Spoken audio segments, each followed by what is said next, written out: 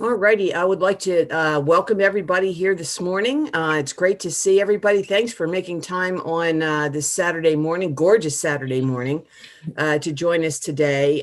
When you joined the meeting, you should have been muted, and we would appreciate if you could stay muted as we move through, so that we just don't have the background noise to distract us from what we know will be a very interesting presentation on ECS to start with, and then also on our upcoming eviction crisis. So thank you so much for being with us today. And I think with that, I will pass it over to Bishop Stokes for our opening prayer and the start of our program. Bishop Stokes, it's all yours.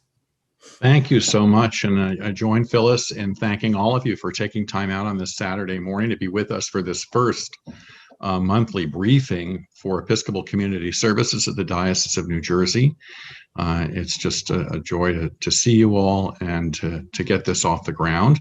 I'm grateful. I see Connie Pascal is here, and so I give thanks for that.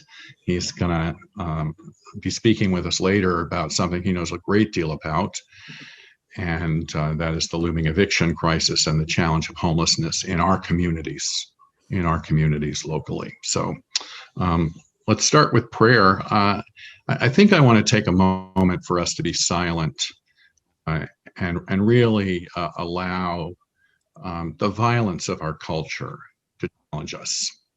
And I'm mindful especially of what happened in Atlanta, the shooting spree in Atlanta, that clearly targeted Asian women, and the multifaceted hatreds involved in that. The Bishops United Against Gun Violence issued a statement about that whole thing. I put that on my a social media post, and it just, we've got to stop the guns. It's crazy. So let's keep silence for a moment and allow that to sink in, and I'll pray.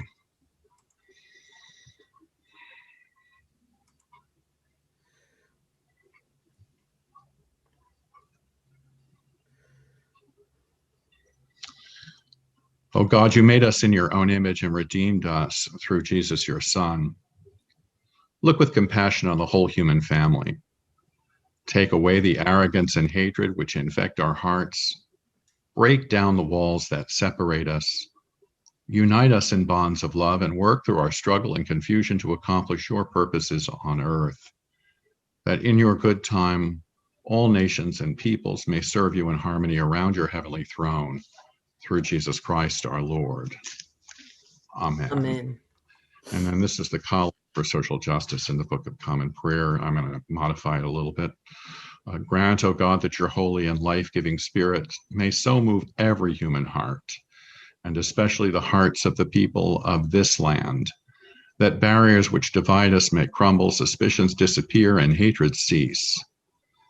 That our divisions being healed, we may live not only in justice and peace, but may work in common for the common good and the welfare, happiness, and health of all persons.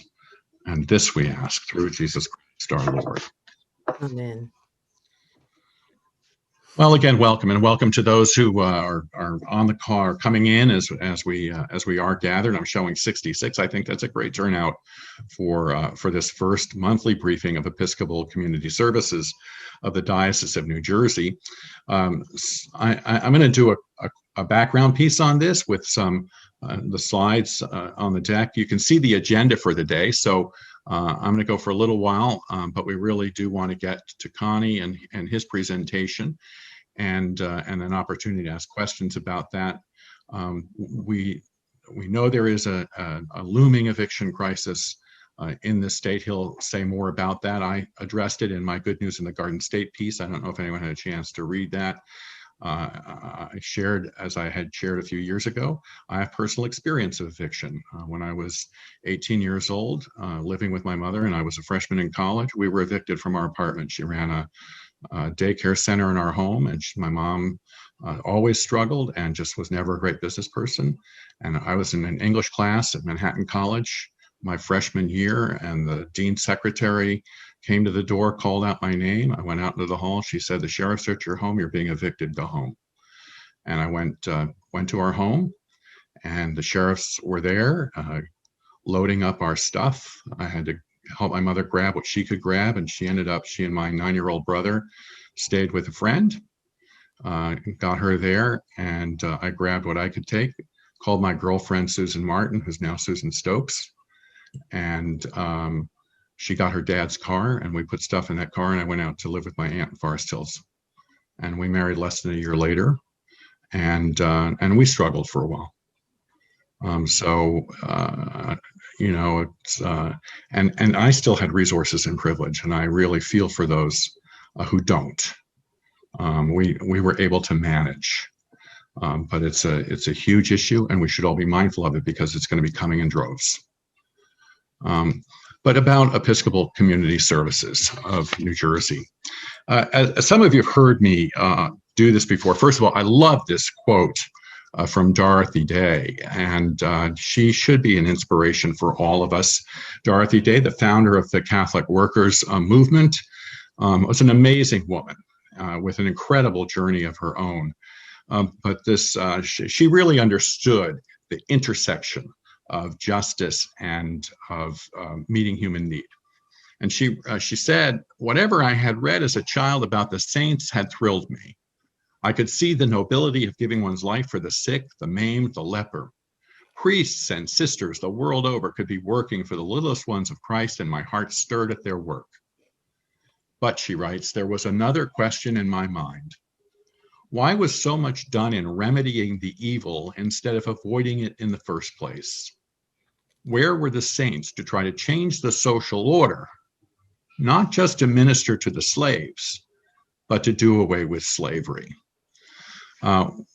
We live in a society with incredible injustice and incredible disparities, and it's all built into the system. It, in fact, works in many ways just the way it's been designed to work. I'm reading a book now by a woman named Heather McGee called The Sum of Us. And it's a really in-depth look at how systemic racism has in fact impacted all Americans and led to a lower quality of life for all of us across the board. I recommend the book highly.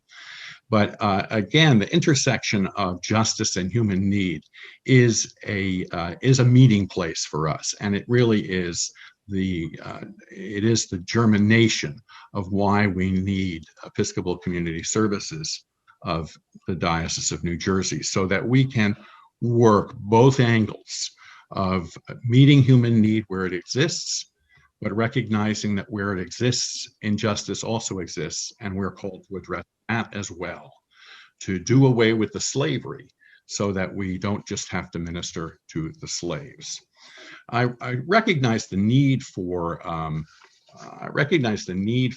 Episcopal Community Services of New Jersey or something like this when I was in the Episcopal election process, and I did pretty careful study of the Diocese of New Jersey, and it concerned me that there was not a place in the budget or in any of the organizations that gathered the community of churches, the 100 at that time, 50 community of churches of the Diocese of New Jersey, to support one another in their common call to this precise intersection of justice and human need. Congregations in the Diocese of New Jersey were doing incredible work, many of them with very limited resources. Most of our congregations have budgets that are less than $250,000 a year, which, by the way, is the budget that we think is minimum for a full-time priest. So on limited budgets, a lot of our congregations have been doing a Herculean work. And most of those congregations are in the place, or many of them are in the places where the work is needed, especially in our urban areas and in our more rural areas. But there was nothing to say, how will we join together so that there's a way that the folks who are in locations of our diocese that have more wealth and privilege, can help us as the community of diocesan churches sustain the ministries in where they're most needed, whether that's in Trenton or Camden or Plainfield or in the urban areas or down in Vineland, wherever it might be where they're most needed, so that we're all in this together. Instead, the Diocese of New Jersey has functioned very congregationally, and it's been everyone fend for yourselves. And as a result, that's contributed to the ongoing systemic injustice of the diocese itself, so that our wealthier churches, more resource churches, have the privilege and capacity to say, well, we'll do this or we'll do that. But our churches with less resources don't have that capacity at all. They do and address what's right in front of them. And again, often on scant resources. So as the bishop, as a nominee for bishop, I saw that wasn't there. I had come from dioceses like Long Island and Southeast Florida, where there were Episcopal charities that were part of the DNA of those dioceses that worked effectively and well. And I thought we needed something similar. We resist the word charity because it sounds like noblesse oblige, that we're going to do something because we are patronizing. And I think we want to get out of that mode, and we really want to recognize, no, in fact, we're compelled to do this. We're compelled to do it because we're part of the human community and we have a call to the common good. So our mission as Episcopal Community Services, as you see on the screen, is combining social and racial justice advocacy and awareness raising with resource provision to empower under-resourced communities. And again, I recognize our congregations serve communities, and our congregations that are located in some communities struggle more because those communities struggle more. And we want to find a way to be supportive of one another and the call that God has given to us, issued to us as the Diocese of New Jersey. So we decided to base this on the principles of Jubilee ministry, and we are blessed. You'll be hearing from Clara Gregory in a moment, but we're blessed to have Clara Gregory as our Jubilee officer. And Clara, years ago, at the bidding of Bishop Council, was enlisted to help create and network congregations in the Diocese of New Jersey to be Jubilee centers. The Jubilee designation came out of the Episcopal Church, and they worked really well in creating an understanding of Jubilee ministries as a place where joint discipleship in Christ with poor and oppressed people, wherever they are found, would meet basic human needs and build a just society. So Jubilee has built into its own self-creation and understanding the sense of the intersection of human need and justice. And the Episcopal Church welcomed applications for congregations that were meeting human needs, but also serving as advocacy arms for justice and engaged in justice ministries. And those congregations could apply and receive the Jubilee designation from the Episcopal Church. We have 32 of them right now. We're among the highest number of Jubilee sites and centers of any diocese in the Episcopal Church. I think we're 5th or 6th, might be higher than that at this stage. And so I'm grateful for that. But again, these 32 are all functioning completely independently without any interconnectedness save through the Jubilee officer. There's no funding stream, there's nothing that's helping us as a diocesan community meet these, and they are mostly located in places where there is tremendous human need. So we think that the time is now for Episcopal Community Services to help give us cohesiveness in how we come at this, again, as a diocesan community. Here's a really wonderful video from one of our Jubilee centers, St. Mark's Center in Keansburg, that I think tells a great story.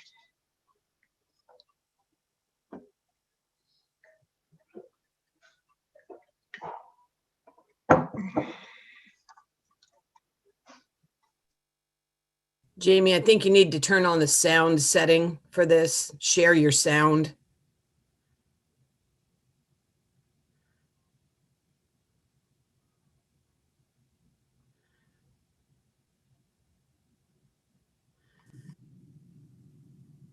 Every town denies that they have the homeless. situation.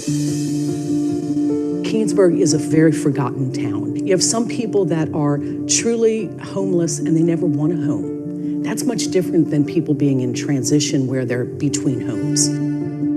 The biggest misconception about homeless people is that they're lazy and they don't care. This can happen to anybody. Everything can go away. I was in the hospital for almost 3 months. I was living with my sister at the time, and she couldn't handle the rent and the bills. So we actually went homeless. We lived in the car.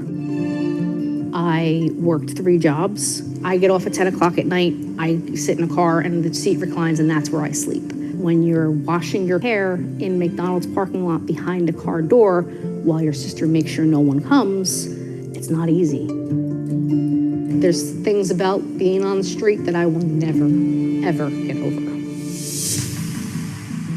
Let us pray. The Lord be with you. The Lord be with you. St. Mark's is very committed to meeting the needs of each individual.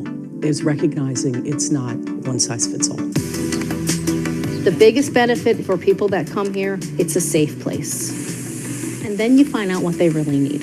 The needs of our community are quite extensive and vary. Food is our main focus, but they also need community. They need a place where they can feel safe, they can feel welcomed, they can feel loved. They have put in a lot of effort to make sure everybody in town is fed and cared for. They're just wonderful people. In addition to food, we have access to drug addiction, mental health counseling, some affordable housing alliance. We have a partnership with them, and that's what we do, is we try to love each person where they are, non-judgmentally. We had a woman who, she's a young parent, she was having problems with her son's father, and she had to go to court. And she was like, I'm terrified, I'm scared. And Reverend Rose and I just said, we'll go to court with you. It's not to speak, not to fight for you, not to step in front of you, to stand beside you. Almost all of our volunteers have been in that spot. They know how to navigate the system. Being here helped me to see, it's okay, these people care, these people listen. Every town.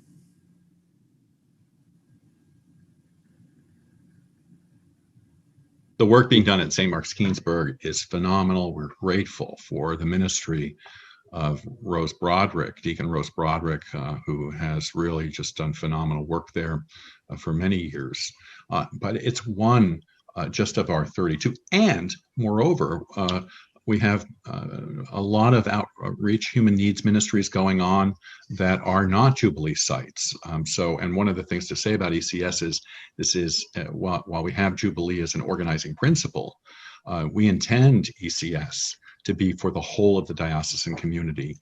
And again, finding those places where human need and justice meet. So we want to work and pray for justice and equity. That's a part of our core purpose and ministry and mission. And how do we do that? We're going to build on the foundations of Jubilee principles, which I have already talked about. Fundraising, there's significant fundraising involved in this. We want to be a place that is able to get financial resources from where they are to where they're needed. And again, we live in one of the wealthiest states in the Union, and yet we also have among the widest wealth disparities in the country. And we experience that in the Diocese of New Jersey every day. It is about resource distribution, program grants, and so that'll be a significant part of the mission and ministry, but it's also about networking and communications. When I was the president of Episcopal Charities of Southeast Florida for several years, and one of the things that we could do really well was allow this wonderful networking to go on in the diocese so that people didn't have to constantly reinvent the wheel when they wanted to engage in some kind of work. We had soup kitchens, we had feeding programs, food distribution pantries, we had after-school programs, and people could go and we could put them together so that they didn't have to start all over again, but could learn from the wisdom of others. And ECS is going to be that kind of place of networking and communications, of advocacy, training and support, a way of bringing people who want to be involved into being involved together again as a diocesan community.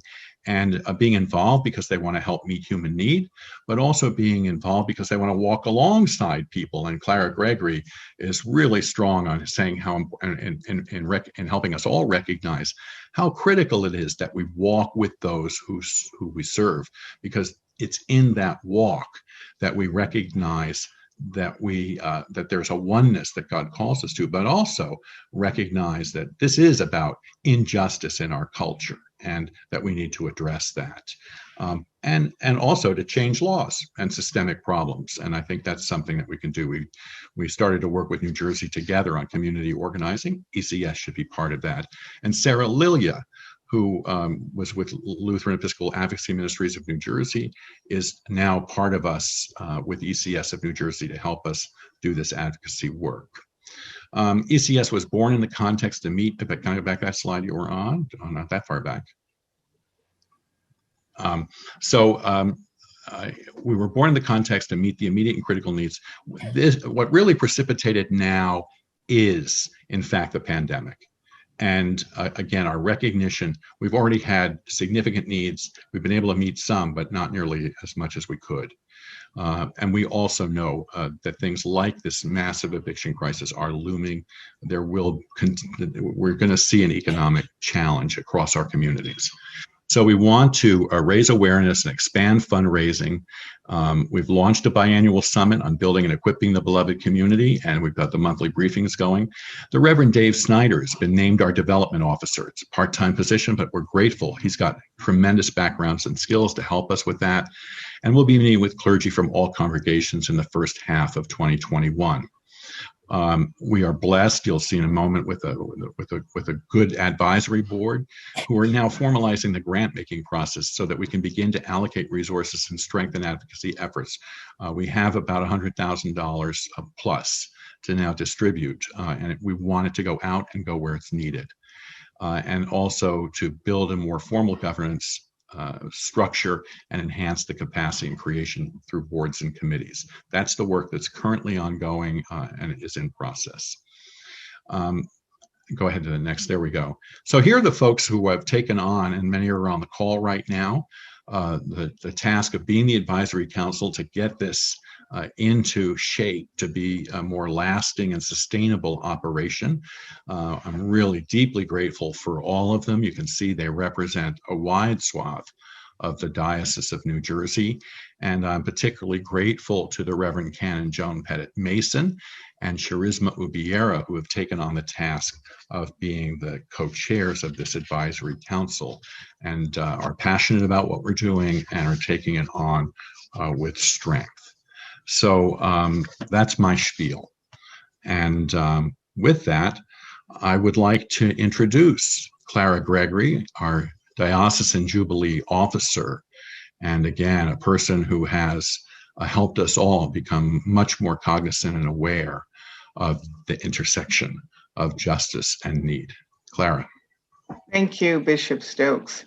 I'm going to introduce now our keynote speaker for today, Connie Pascal. He's a retired attorney who has been involved with housing, homelessness, and poverty-related representation and advocacy for more than 4 decades, primarily as a legal services staff attorney and administrator. Much of Connie's work is legal work centered on defending tenants in eviction cases and litigating other matters involving the rights of subsidized and unsubsidized renters. Connie served for many years as the Chief Section Counsel for Legal Services of New Jersey and was the Executive Director of the Ocean Monmouth Legal Services from 1992 to 1997. During his career, Connie has always also been affiliated with nonprofit groups dedicated to the production of subsidized and affordable housing. Since his retirement, he has continued to engage in volunteer work with several local, regional, and statewide groups and grassroots community organizations focused on housing and shelter needs, rights and concerns of low-income people. Connie is also a member of Christ's Episcopal Church in Toms River. Connie's topic today is the potentially catastrophic effects of the looming eviction crisis and what must be done to prevent it. So, Connie, I'd like to give you two questions, and I would love for you to give as much information as you can about those. Now, Connie, prior to the pandemic, did the state of New Jersey have a looming eviction and homelessness crisis? That's number one. Number two, what does the future hold for renters who are struggling to make payment due to COVID-19? Some of those people have lost their jobs. Some of those people have been evicted, and we know that that is wrong. And so we would love to hear what we today can do to prevent some of this, and how can we assist you? Connie, it's up to you now. Thank you. Thank you, Clara. It's good to see so many people that I know. Hi, Joan. Hi, Denny. Hi, Pam. And I can't get a chance to see everybody. Hi, Brenda. And again, thank you very much for the opportunity to speak today. Clara is wonderful, and I've worked with her for a long time and have the greatest respect for all of the work she does and what she means to the community in so many ways, and to all of us. Many of you have heard me speak on this before. If there's one thing I could talk about, it's this. I can't talk about anything else, and you can ask my family about that and they'll say it. So if I'm, and I could talk for 20 minutes or 20 hours. So if you hear this stump speech part of it, I apologize for that. This is something I just want to reiterate something that Bishop Stokes said, because it's at the heart of it. All of the things I'll talk about, it's at the heart of all of our problems. Unfortunately, the problem of race in the United States, in our country, in our state, is it's at the heart of it. It's the seminal problem of our society, and it is, as the woman in the video said, something that harms all of us. All of us. The fact that we can't seem to address that issue, and underlying so many of these things are issues of race. So having said that, I recommend two other books just before I forget. On the housing issue, where race is no more, it's probably the paradigm example of the problems caused by race, right? The Color of Law by Richard Rostein. I push this book all the time. It's a wonderful book about this reason why we have a segregated society to such a large degree, which was actual federal official policy for so many years. And also the report done by the Anti-Poverty Network of New Jersey, on which Clara and I worked, called The Uncomfortable Truth, Racism, Poverty, and Injustice in New Jersey, which is available online. If you go to the Anti-Poverty Network website, you can find it there. If you have the courage, you could try to download it. Otherwise, you can read it online. But it's the work of people in our community talking about these issues. Another thing, she asked me to divide this talk into two areas, BC and AD, before COVID and after disaster is what I put it. And I think that's where we are. I'll start by saying a couple of things. The housing problems in New Jersey are grounded to a large degree in the fact we have no right to shelter in our state. There's no right to shelter. There's no right to shelter nationally. And there's no right, and in some states there is a right to shelter. We haven't found it in New Jersey yet. And that is grounded in the fact that the world turned on its head since the founders of our country set up the Constitution. And they would have been shocked to find that you had to have wealth or property in order to eat or have a place to live, because people could generally fend for themselves in those areas. And they made sure that wealth and property were the basis of political rights.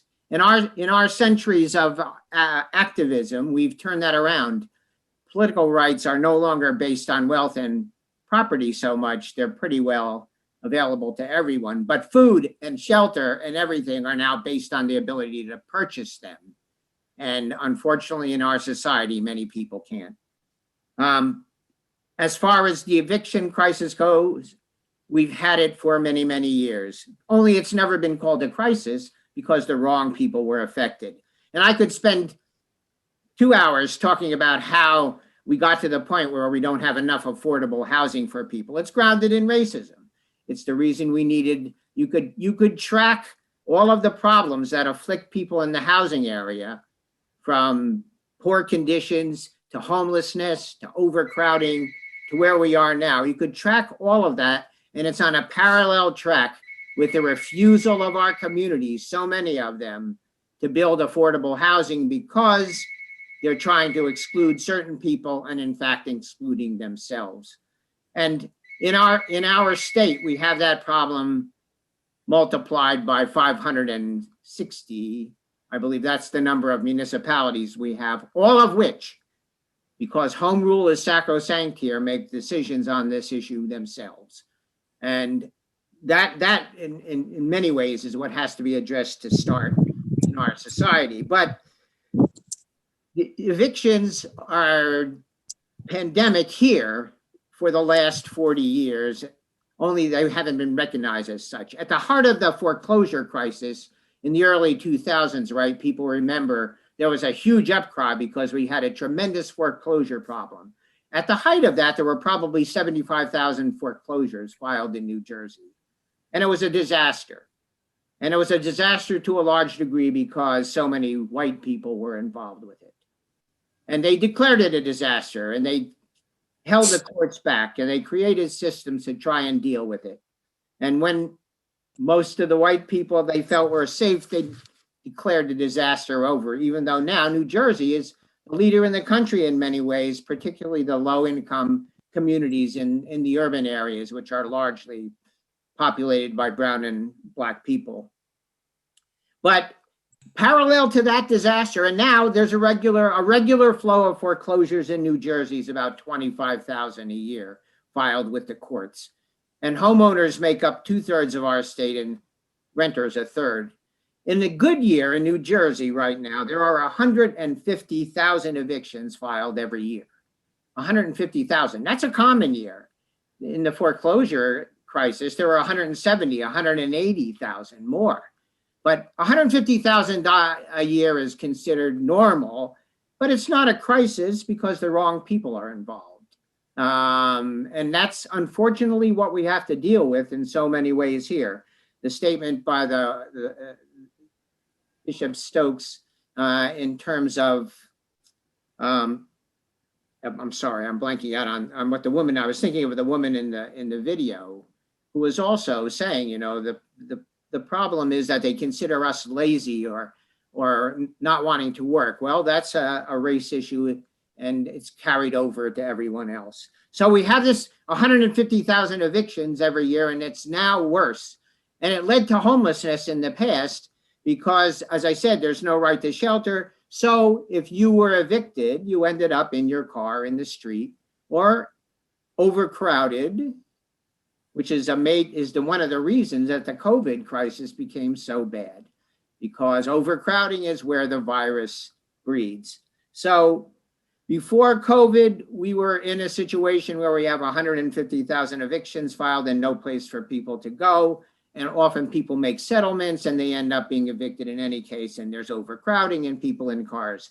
After COVID, it's exponentially worse, but it would be tremendously worse but for the eviction moratorium, which Governor Murphy imposed on March the 9th of last year. So on March 9th last year, the governor shut down the state. He issued 2 executive orders. He shut everything down, and rightly so, because the basis of that was the public health.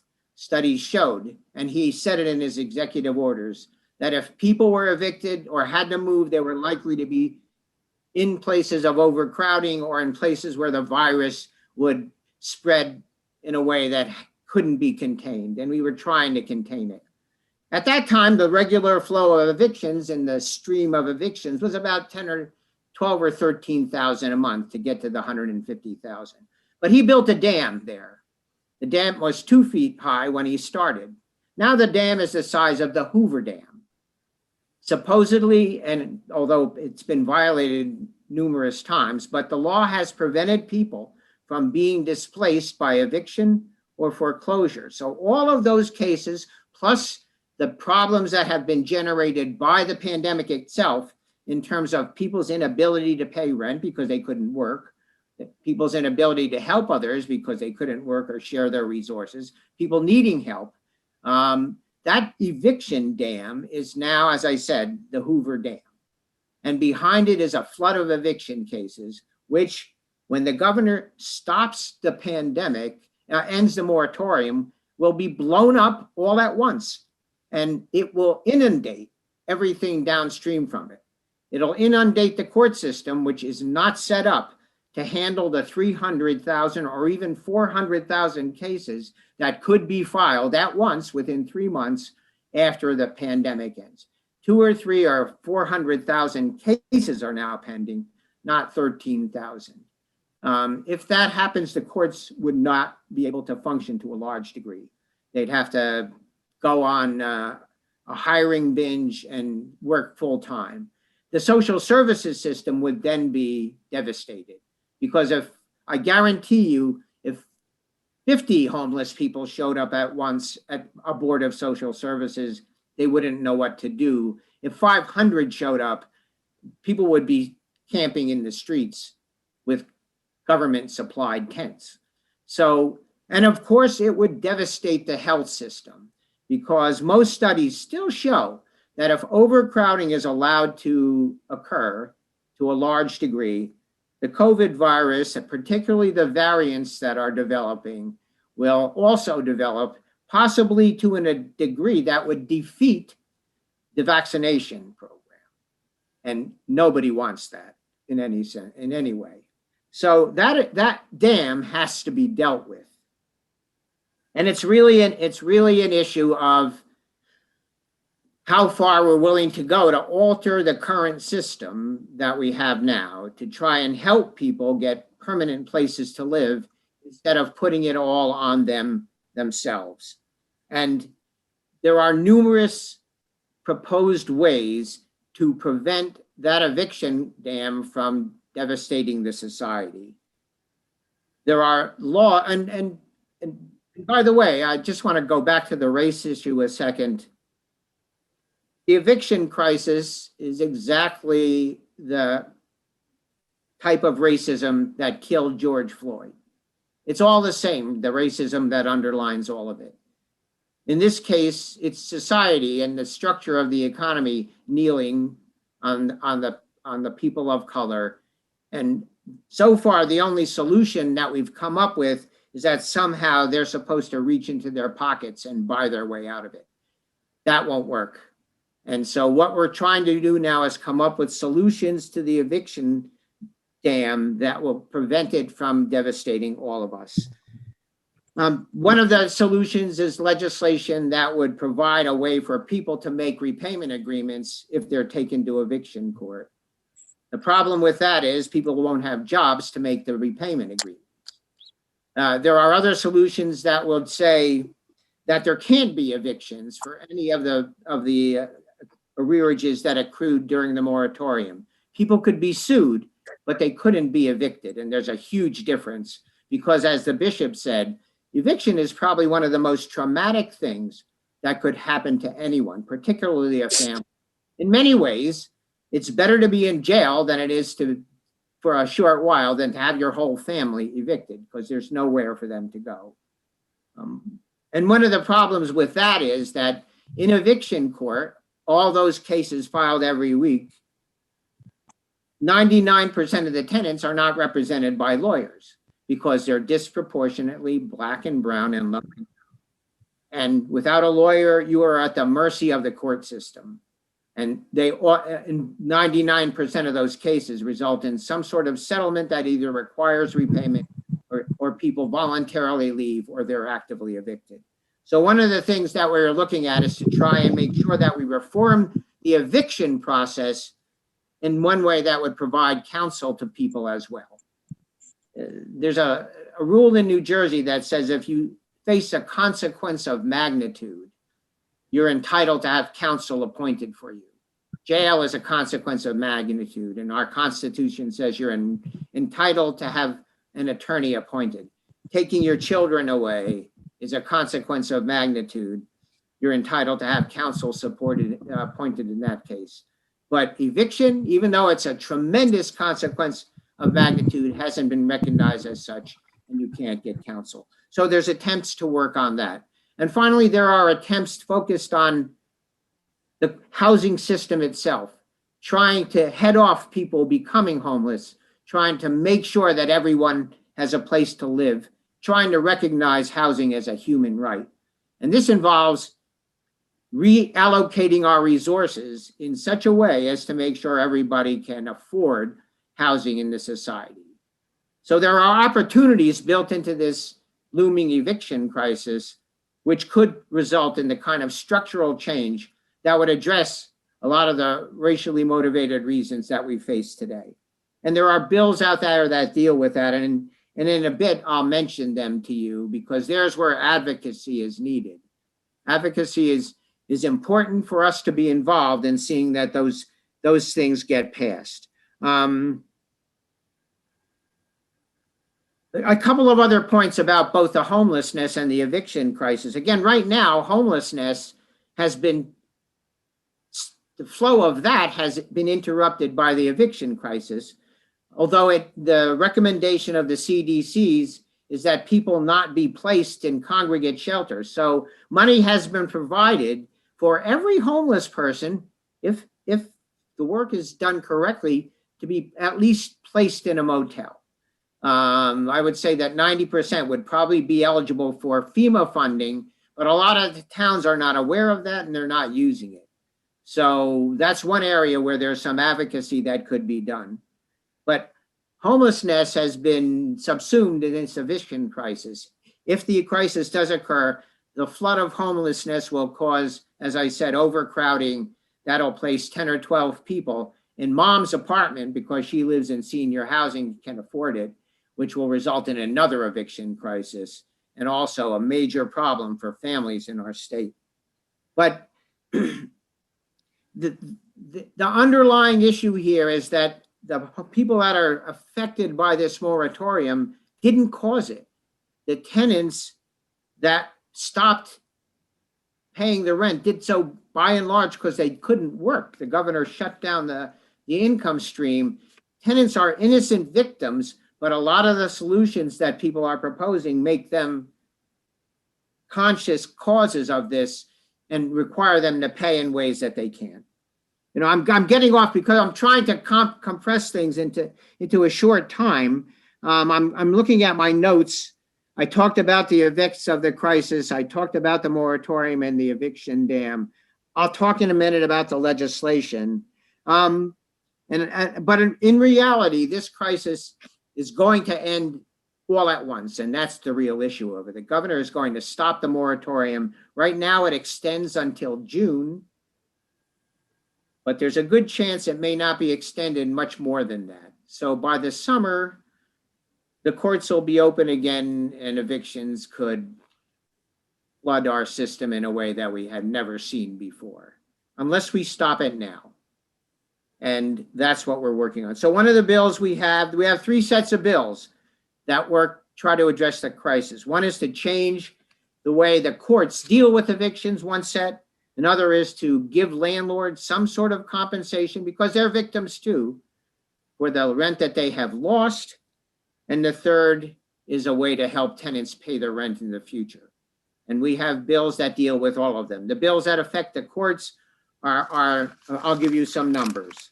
You could write them down because eventually we'll be needing to do some advocacy on them. A S3386 is a bill that stops evictions for back rent accrued during the pandemic. It says you can sue for it, but you can't evict people for it. A4034, S2340 right now is a bill that provides repayment agreements. It's commonly known as the People's Bill. It's been greatly weakened, but it would require the courts in an eviction case to allow people to make repayment agreements, a power the courts do not have now. Could you give me those numbers again, Connie? I want to post them in the chat. S 3386, That one I got. S 2340 is the bill that provides for mandatory repayment agreements, although it needs to be strengthened greatly. In eviction court, people should know the way evictions are processed. Foreclosure cases could take years. There's a period of time of notice, of filing an answer. They set up some short circuits to make it extend. Eviction cases can end in 6 weeks. From the time it's filed until the time you're displaced could take 6 weeks, if not shorter. You're given 2 weeks to appear in court, no answer, no discovery. You're told on the day you go to court, you have to try your case. And the judge only has 2 options, unless there's an agreement to adjourn it, which is either to enter a judgment evicting you, or 3 options: dismissing the case or ratifying a settlement you have made with your landlord. The judge has no power to order repayment agreements himself, no power to delay the process of eviction, except in limited circumstances. And that eviction process requires 3 days notice after trial. After the trial ends, you have 3 days. The landlord has to wait before he can get a warrant of removal, or she can get it. 3 days to serve it on the tenant, not including business days, 3 business days. And then the eviction could occur. So eviction is a process that could take 6 weeks. And we have bills that try to stop that. And the bill that requires repayment would give tenants time, 6 months for every month missed to pay that month's rent back, in addition to the regular rent. And there are a couple of long-term bills, which I'll only mention in passing at the end, that would reform the eviction process and also deal with the credit crisis that would come once everyone was evicted. And even now, credit is a major issue going forward. It's a major bar for people of color. It's used pretextually to bar people, even from affordable housing. Bad credit will be exponentially multiplied by the people's inability to make payments now, missed rent payments. That has to be dealt with, or we're going to have people in the street with nowhere to go. And now the last compounding factor is that people are moving to New Jersey in droves from New York and Pennsylvania. Maybe some of you know. It's an unbelievable process. Clara's waving at me saying it's time to stop and take questions. But I just want to say most people notice how difficult it is to even buy a house now in New Jersey, but certainly to rent one because of the influx of people from our neighbors. In fact, the rents have gone up more than I've ever seen it. In 1 year, the fair market rent, which is the rent the government sets as the basis for a subsidy in Jersey City, went up $200 in the last year. $200 in 1 year. And that's how rents are proceeding in large areas of the state. So we have to find some way to make sure that people can get into the housing and pay for it, but they shouldn't be barred by the fact that they have credit issues generated by the pandemic, which will give landlords the power to pick and choose who they want. And that's why we have segregated communities, because a lot of times they pick the wrong people that don't match the people that have the greatest need. Clara, do you want me to stop? Do you want me to take questions now? Is that what you're signaling me for? Yes. You're muted, Clara. We can't hear you. Yes, Connie, thank you. Thank you so very, very much. I see that there are quite, there are some questions in the box, in the chat box. So Maggie, would you please read those and have Connie give the answer or speak about what they are asking? Excellent. Yes, we have some questions. The first one has been partially answered, but I'll read it anyway, and this is from Dale Chant. What local meetings would be important for us to attend? And is there any legislation we should be supporting, which he has given us some? Okay, well, I'll talk about some more of the legislation. Local meetings There are resources there that are available that some of them have not been allocated yet. In the last round, there have been 3 rounds of COVID relief funding. One came very early on, one came in December, and now there's the American Rescue Act that was passed just a few weeks ago. The funding that came in the first stream has largely been expended. The funding that came in the second stream was millions of dollars. New Jersey got close to $590 million towards housing and rent relief. The towns and cities, the 15 largest counties in New Jersey and the 2 largest cities, Jersey City and Newark, got individual allocations. For instance, Ocean County, where I live, got $18 million to spend on housing and rental assistance. Mercer County got millions of dollars to spend on it. Union, Hudson. Some of them have not even decided how they're going to spend that money yet. Some of them have CDBG and other resources they were given the power to redirect toward housing issues. I think that the meetings to attend are the freeholder meetings and your town meetings to make sure that they're maximizing the use of the resources that they have. All of that money, in theory, could even be redirected to try and address homelessness.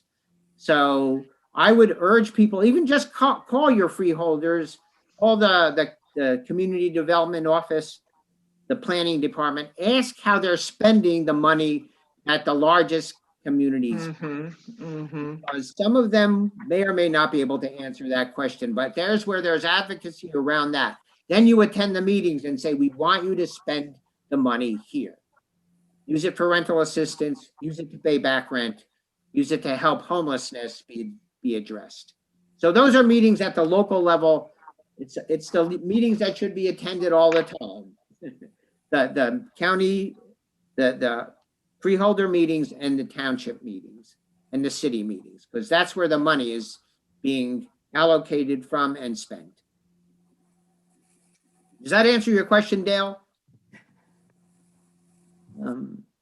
Yes, thanks, Connie. Yeah, it's hard to get into those meetings because now COVID, I went to a planning board meeting and I was told I couldn't attend because of COVID. And they did give me access to the WebEx, but it was only because I showed up at the meeting. So it's not as easy as it sounds to just attend meetings these days. So Right. We have to kind of work the system a little bit, I think. I think this is where people should call legislators directly. They should call the mayor. They should call the planning department. They should say, I want to talk to you, or we want to talk to you. We want you to set up a meeting. Call your local legislators. Go to them personally and say, this is what we need to do. And then see if you can be put on the agenda for one of the meetings, which we've done in the past, and then they will make sure that you get a chance to speak. Thank you for that. The next question, actually, we've been talking about this and I just want to acknowledge it. This is from Jack Zamboni. Is there any money that recently in the recently passed congressional act to help pay rent arrears and prevent eviction? And that's what we've been talking about. The federal government, our state government has $350 million that was given in the second round. Tomorrow, they're rolling out a rental assistance program that if you go to the Department of Community Affairs website, you'll find. It provides an opportunity for people to enter a lottery in which they're going to basically provide rental repayment vouchers to help pay some of the back rent and possibly some of the rent going forward up to 12 months, although they're going to start with 3 and 6 month allocations, but you're entitled to get up to 12 months. That's going to open tomorrow. This is an example, however, this program, in my opinion, it highlights some of the inequities in society and doesn't address them because it's online only. They will only take applications online. And we all know that there's a digital divide, which even the department itself recognized. But by putting it online only, it greatly disadvantages the lowest income people, Black and brown people, who studies show are on the wrong side of the digital divide because of systemic racism. The working people are greatly disadvantaged because when does it start? If you're working at a necessary job, at one of the jobs that has to be worked away from home, whether it's in the hospitals or the nursing homes or in the supermarkets, the essential workers, it opens at 9 a.m. Well, who's home at 9 a.m.? Not those workers. Unfortunately, the phone line, the last program that was set up by the state to distribute $25 million ended in a day because that's how many people applied. They have more money now, but they've set up a program that disadvantages the people who won't be home until 8 or 9 o'clock, and then will have to try and get their application in. But that's opening tomorrow. And I will say this, if you feel anyway in the same vein that I just did, it's worthwhile to call your legislators and call the state, call the Department of Community Affairs and tell them you have great concerns about the program they set up, because it creates the kind of disparate impact on people that will make the people that need the housing the most the least likely to get it. So I would urge people, if you feel that way, think about it. The other thing about the program, by the way, is it has no end date. So they say they're going to stop it with a short notice after they think the money has been spent. Well, that means that if you come home from work at 8 o'clock and put the kids to bed, and then you decide to go online, you better stay up all night, because if you don't know when it ends and you can't say, I can't do it today, I'll do it tomorrow, it may be no tomorrow. So basically it disadvantages people even more. So again, I urge people to actually call their legislators, the state government, the governor, and say, you know, you ought to rethink this program now. And there are ways to do it far more fairly. Open it up for a month. Allow paper applications to be filed. Paper applications in a month's time would get a lot of people who can't get it now.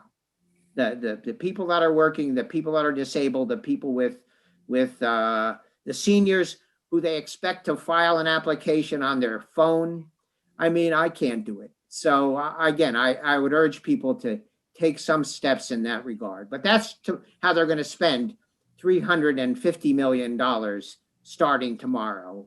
And there's a good chance it will be spent within a week or two. But again, the last round of funding has not been allocated yet. And we're urging the governor, and one of the bills we're talking about here, not to do another lottery, which is not a bad idea if everybody can participate, but the reasons I just gave you are reasons why it won't. We're urging a bill called S-3245, which creates a rental assistance program going forward for people and allocates the money based on need and ability to cover the rent. It creates tiers of assistance it's designed to prevent people from being evicted by focusing on those most at risk of eviction. That's S-3245. And these bills have been introduced. That one's introduced by Senator Stack. It's also A-5143. It's been introduced by Assemblyman Wimberly. You could call their offices and say you support those. You could call the Speaker of the House of the New Jersey Assembly and the Senate President and urge them to post those bills in committee and get them moving so that money that comes along down the road will be used in a way that keeps people housed once they have to go back to work or have to start paying rent again. Excuse me, Maggie. Yes. I think that because the program, and thank you so much again, Connie, there are so many questions and other things that are requested in the chat box. Hopefully we will send the answers to those questions out maybe next week, Connie, if that's okay with you. And so we can also, at the diocesan level, there's a website that we have been putting information in about COVID-19. So we could post it there, and also have the questions sent to, the answers to the questions sent to everyone next week. I think that this was such a wonderful program, and people are very much involved or want to get involved, that perhaps we start looking at a briefing with more than 1 hour, because once we say it's going to be 1 hour, then we really want to stick to that, because other people, you know, would want to, they may have something else to do today. But I just think it was grand. But I think that, you know, a briefing should be maybe much longer, because the information is invaluable that we've heard today. And once again, Connie, thank you so very much for— Everyone do that, please. Do that. That's how we do it with the American Sign, you know. Yeah. Thank you, Connie. Can Really. I make one additional comment? Please. I feel like this is an area of advocacy I particularly think needs to be done. You know, they've set up programs now to teach various things in schools, the LGBT, people's participation in our society, and some other things. Those books I mentioned and the book you're reading, that should be made a necessary part of the curriculum in high school. They should teach people why. Kids should see why when they wake up in the morning and look out the window, they see kids their color living in that neighborhood. Because I know children, my own children, were told that's just the way it is. People want to live apart. If they understand that it was intentionally done, it'll change the way they look at themselves and their neighborhoods. And so I would say that's a great movement for some of the churches to actively push legislation that requires the history of segregation and discrimination in housing in New Jersey to be taught. It would change the way the schools functioned, because then we'd see why there's the school problems we have. Thanks a lot. Thanks for that little. Thank you so much for all you offered us. It was a great gift. Thank you. God bless you. And thanks for all you do. Your work is incredible. Thanks for all you're doing. That this is a great group, and what you're proposing is what's needed. Thank you, sir. Okay, let's. We're going to wrap quickly here. So just to say, you know, I think this shows the need for something for ECS, because it's a way we can join together in an effort on this. Next, go to the next one. Here's what's coming. This is just to say hunger is pervasive, and we've got a summit coming up. The second ECS summit is coming up Saturday, April 17, 10 a.m. The summit is going to focus on hunger in the Garden State, which is a pervasive issue. So please be part of that. And this is what we're looking for now in terms of, again, we're in the early stages of the founding of Episcopal Community Services of New Jersey. So we're looking for everyone to endorse the urgency and importance of this ministry, to become a founder by making a sacrificial lead, gift, or pledge. And that is individuals and churches get involved in meaningful ways. And we're hopefully giving you ways to do that through these kinds of events. And please pray for the success of our efforts. I am most grateful. And I want to thank Jamie Papagiorgio, who we didn't mention, with CCS, who's been our incredible support to us. Thank you, Jamie, for all your work in helping to put today's event together. I am going to turn it over to Mother Joan, who's co-chair of the Advisory Council, for a closing prayer. Thank you. Thank you, Bishop. And thank you, Connie. You're a resource, such a treasure to us. Thank you. Let us pray. We thank you, gracious God, for this gathering today and for the blessing of Connie Pascal. Thank you for his words and his witness about the task before us. Send us forth enlivened by your Spirit to do the work we are called to do in your name. Guide us, empower us, and may the results of our efforts bring glory to you. We claim this in Jesus' most holy name. Amen. Amen. And I think we've got to love and serve the Lord. Thanks be to God. Thanks be to God.